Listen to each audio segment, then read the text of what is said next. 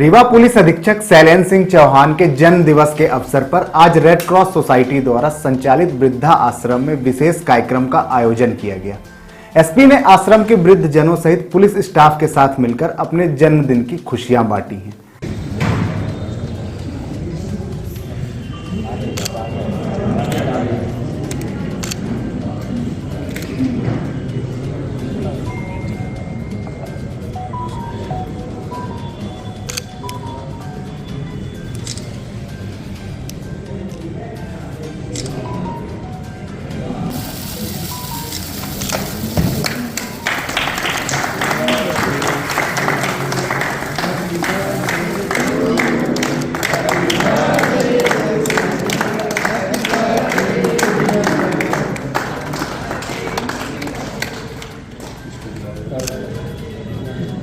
आयोजित इस कार्यक्रम के दौरान एसपी ने उपस्थित जनों के बीच अपने कुछ विचार भी साझा किए हैं। एसपी ने कहा कि मनुष्य के जीवन में मनुष्य ऋण चुकाना ही जीवन का प्रमुख उद्देश्य है। इसलिए हम जैसे भी हैं, जिस परिस्थिति में हैं, हमें हमेशा अपना आचरण ऐसा रखना चाहिए कि हम एक दूसरे की मदद, सहायता और समस्या को दूर कर सकें। तभी हमारा ये मनुष्य ऋण है, उसे चुकाया जा सकता है। उन्होंने कहा कि जो हमारे वृद्ध जन है वो हमारे लिए सम्मानीय है। उन्हीं के बताए रास्ते में हमें चलना चाहिए, चाहे वह हमारे माँ बाप ही क्यों ना हो, क्योंकि जीवन में हमारे पहले गुरु हमारे माँ बाप ही होते हैं। उन्होंने कहा कि हम सभी का वृद्ध जनों के प्रति कर्तव्य होना चाहिए कि हम अपना कीमती समय निकालकर उनके पास बैठना चाहिए।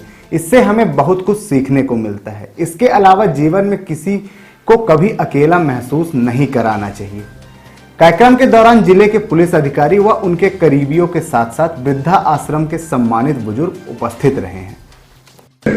तो समय काफी हो गया है और खाने का समय भी काफी आगे निकल गया है। तो जिस कार्य के लिए हम लोग यहाँ पे उपस्थित हुए हैं, तो सर्वप्रथम उस कार्य को हमें समय से करना चाहिए। इसलिए मैं अपना ये वक्तव्य ज्यादा लंबा नहीं रखूंगा।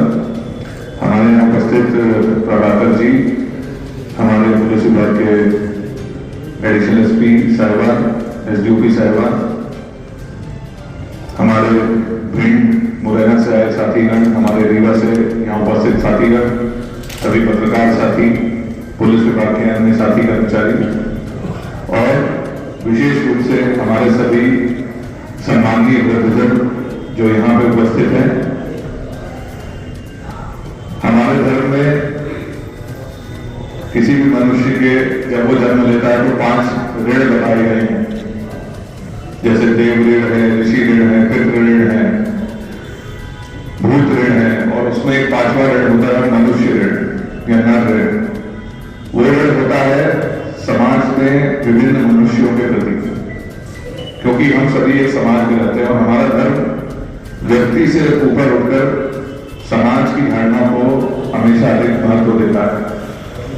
और इसीलिए हम जैसे भी हैं, जिस परिस्थिति में हैं, हमें हमेशा अपना आचरण ऐसा रखना चाहिए कि हम एक दूसरे की मदद, एक दूसरे की सहायता, एक दूसरे के समस्याओं में उनकी मदद कर सके, उनके काम आ सके। तभी हमारा जो ये मनुष्य ऋण है उसको हम चुका सकते हैं। जो हमारे वृद्धजन हैं वो हमारे लिए सम्मानीय हैं।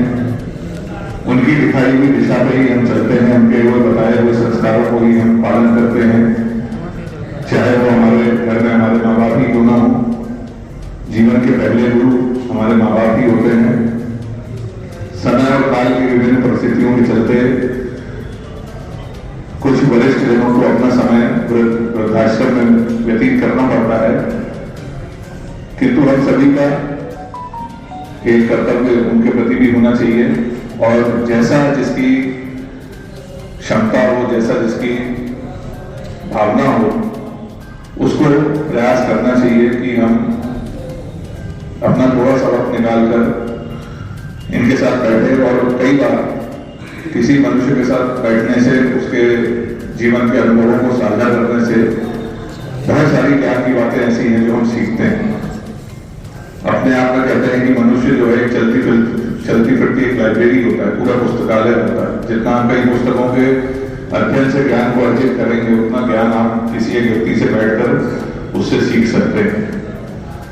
तो मुझे लगता है है कि हमें पूरे सम्मान के साथ उनके साथ समय बिताना चाहिए और कभी किसी को भी ऐसा महसूस नहीं होने देना चाहिए कि वो अकेले हैं, चाहे कोई भी परिस्थिति हो सकता है कि उनके परिजन हो उनसे ना मिल पा रहे हों, या हो सकता है कि उनके परिजन रहे ही ना हो, किसी समय असमय नहीं रहे हों किसी वजह से, तो ऐसा हमें उनके साथ समय व्यतीत करना चाहिए।